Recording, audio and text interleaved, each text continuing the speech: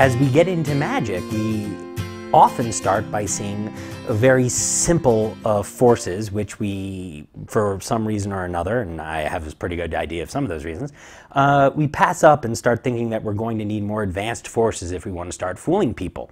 But in many cases, the first times we see these simple forces, we misunderstand their power, or frankly, we have a good reason to, because in many cases we see them done not so well. So in this particular case, we're going to start with one of the most undervalued, underappreciated, but powerful moves in the history of sleight of hand. Now, it's called the crossing the cut force, and I'm going to call the version I'm going to show you right now the Blu-ray crossing the cut force, because it happens in much higher definition. So first, let me show you how the crossing the cut force traditionally works. It's based on something called time misdirection, and when I first saw it as a young magician, I was infuriated by the fact that people thought that I should do this force, because I thought it was not only not deceptive, but it was kind of offensive to my sensibility. It was so not deceptive. And here's how it worked. The magician would have a spectator cut the deck anywhere at all. And after marking the place that the spectator cut the pack, the magician would then tell a story, perhaps about his trip to the Orient, perhaps about his trip to the magic store, perhaps about a time when he was young and he first experienced the glory of card tricks. And the important point is that the magician is talking for quite some time, so that when he says, now go ahead and take, pardon me, that shouldn't happen. When he says, go ahead, take a look at the card you cut to, the spectators have supposedly, through time misdirection, forgotten the fact that they simply saw the spectator cut the deck of cards, they saw you turn the bottom half sideways, drop it on top, then wait a good long time so that they forgot ever seeing that, hopefully way longer than this, so you make sure that you're safe, and then you say, okay, look at the card you cut to. And the discrepant action of crossing the cut becomes disappeared. And the reason I always hated it so much is because I always felt like in that same time length that it took to draw the audience's mind away from the discrepancy, it was also impossible to keep them aware of the clarity of the effect. So by the time they look at the card and they remember what it is, you can say to them later, you picked any card, they go, yeah, whatever. But the truth is, they don't have this deeply held belief that that is true, that they really had a free choice, that it really happened. Not because they saw anything suspicious, but just because there was enough empty space where nothing of value was happening, in particular, unless it's performed, this sort of stuff is performed by an expert, to justify all that time, and it basically just leads to less pixels, less definition, less clarity in the effect. And we all know, if we're getting to the point where we're doing some magic training like this, that there's a big difference between merely evading capture and having the audience say, I know what you did, and having them go, I don't know what you did, and I don't care, or I don't know what you did, and it's really hitting me right here in the center of my stomach in this crazy magical way, which is, of course, what we're going for. Now, if we take the simple concepts that we have already discussed in the context of making a coin disappear, making a ball disappear, sponge balls, coin vanishes, coin switches, we see that the exact same misdirective structure can be at play. The open action, the intransit action, clearly focusing the spectator's attention before, during, and after the secret move, so that in their recollection, the secret move was just one frame that they missed, and they never really feel like they missed it at all, because you direct their attention so precisely by what you say and when you say it, that they feel as though they never looked away at all. Now, here's the good news. Just by practicing just a little bit some of the coin items and some of the sponge ball moves that we've already discussed, the DNA of this force done in an incredibly clean, incredibly clear, incredibly valuable professional standard level, you already understand. And in fact, the method you're going to discover for doing the crisscross force is designed to use exactly what you've already learned in a much simpler context than you've already seen it. So, as normal, you're going to take the deck in dealing position. Remember, your force card is on top of the deck, okay? And you are simply going to extend your hand. Now, this is a little thing that I like to do to keep it easy here. I will extend my hand, and as I extend my hand, I will take my pinky and bring it to the back of the deck, and my first finger to the front, just like I did and showed you for spreading the cards. For most people, bringing the pinky to the back and then moving the first finger will be easier.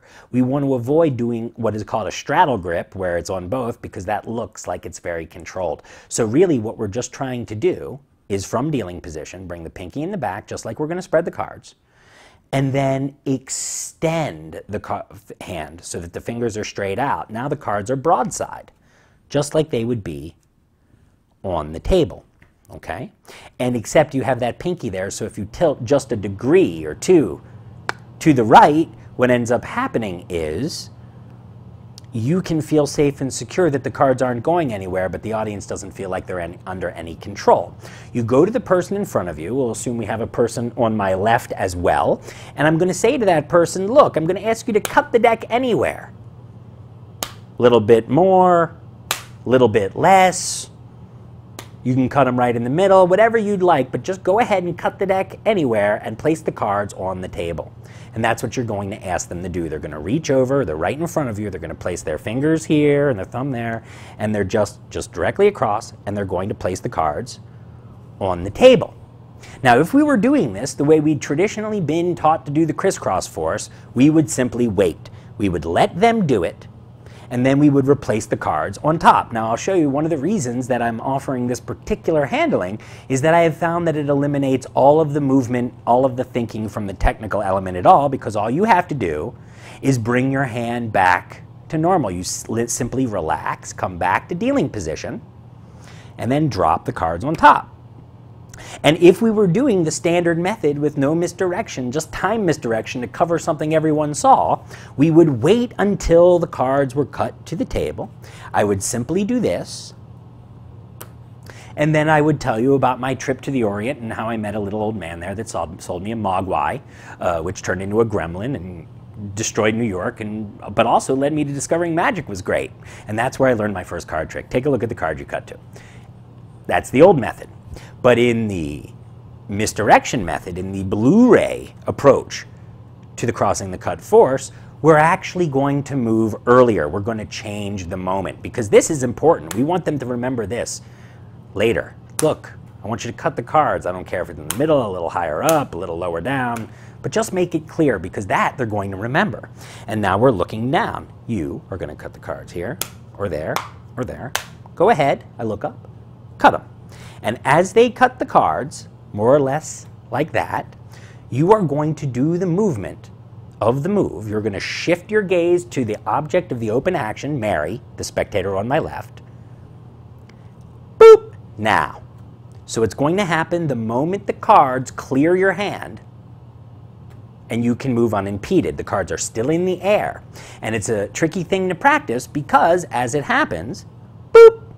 It's very difficult. It's so interesting to watch them do this that for you to shift gaze in the middle will take a little practice. And just like we may have discussed with other things, we as magicians tend to get in a really tough time when we're getting ready to perform something, because we tend to practice outside the same pattern that we will use when we're performing. So how often have I seen a student, I say, show me how you're controlling the card, and they go, so I have the card picked here, and now they have the card, and now they place it back. And now, of course, they're out of position. They don't know how to get into the shuffle or whatever, because it's based on the fact that they have two hands, and they're using the second hand to play the role of the spectator. So unless you're some sort of Hindu god that has, 8 arms or something like that, you would need an extra one to pull out the card and put it back in, so you could use both of your hands to get the thing done. So what we do to solve this problem is we use a stand-in approach. We actually take the force card, the King of Diamonds, and the entire top half of the deck, and we place it on the table. And we do this before we start to practice the move, so that when we practice it, we can practice it in context. This packet represents the packet that will be placed on the table, but we're not going to wait for that to happen. We're going to do it beforehand. So we start, as I've discussed. I imagine I have the whole deck, King of Diamonds on top. In reality, it's already been cut to the table, just like the spectator is going to do it when you ask them to in a moment. You say, so, spectator, Bob, of course Mary's over here. Bob, I'm going to ask you to cut off some cards. You can cut a little thin, you can cut a little thick, you can cut right in the middle. Whichever you choose, just reach off, cut that deck and place some cards on the table. And as he does this, boop, as he gets to this moment, there, I turn my gaze to Mary on the right. And I say, Mary, now in transit. I bring the left hand back normal and leave it in my right hand because the open action is to say, Mary, I need you to pay attention to this as well. Bob just cut a card, and he's going to look at the card he cut to, just like that. So one more time so you can see it in plain language. That's my stand-in. Say, okay, Bob, you're going to cut the cards anywhere. This is an important moment. The cutting and the exemplifying beforehand is getting them used to the procedure and also showing them cards in the middle and also creating this little sound, which I find to be very helpful to the illusion. Go ahead, cut those cards. Mary, I need your help as well. Bob just cut the cards, and he's going to take the cards and look at the one he cut to. And of course, as I throw that out, I actually am just gripping the cards lightly at the upper left corner, thumb above, fingers underneath, turning my hand counterclockwise and replacing the cards, making that nice sound again. So it really feels like the product of this sort of thing that we did before we started. So, one more time. Cut the cards. My gaze, and you can do this with me now. You're right here. Turn your gaze to the left. See Mary. Ooh, Mary, you're not in the action enough. That seems to be what you're feeling. That's the internal monologue or the silent script, as Henning Nelms would call it. Ooh, Mary. Now you don't think about your left hand at all. You simply, in transit, empty it into the right hand, just like we have in the other element, in the other times we've used this concept, right? This wonderful concept named by Ascanio, the Spanish master. Ooh, Mary. This comes back. I don't even think about it because all I think about with my left hand is, Mary, come over here. Check this out. Bob cut to a card. He's going to look at it. Check it out, Bob. Just like that. Show it to Mary. Just like so, right? So that's really the thing. These in-transit actions do not take place in the moment in your brain at all. You are only thinking about the open action. The open action is to gesture to Mary. You gaze toward the object of the open action. Now, Mary. There's the open action. The in-transit action in your brain never even happens. And now you can say, check out the card, both of you. Make sure you know what it is. And this is where we come to the lead up to the ending of the wonderful traditional Chicago opener that's been so great for so many years. Look at the card. You could have cut the deck anywhere. Absolutely. All the cards are different. And yet you pick that one. For the first time, turn it over and show it to everybody. They do. And now you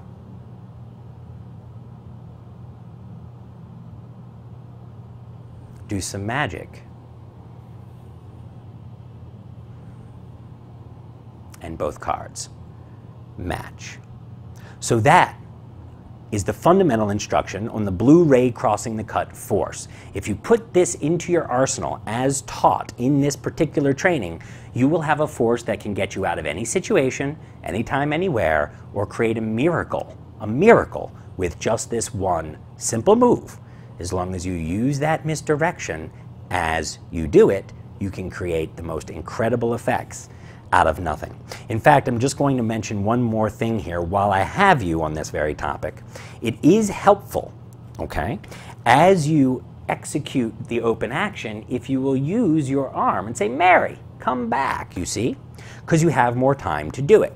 So if I just go, Mary, come back, I'm almost likely to not have enough time to drop those cards on top. But if I go a little bit slower, cut those cards. Great. Mary, come over here. See, by the time I bring my arm back, it's totally done. As you're practicing, remember the secret is to go very, very slowly, like you're in slow motion. That's the only way to synchronize these actions. Cut there. Look here. Mary, check this out. And there's no need to worry because if you perform it and practice it this slowly for just a couple weeks, these sequences of where you look when, the open action, the in-transit action, will have time to tighten up and become natural all by themselves. And that's really the big key. So as you practice, take care to go as slowly as you possibly can, because the slower you go, the more effectively the entire thing will cook, and it will all come out like a perfect, perfect dinner that you can eat in just a very few weeks. Enjoy.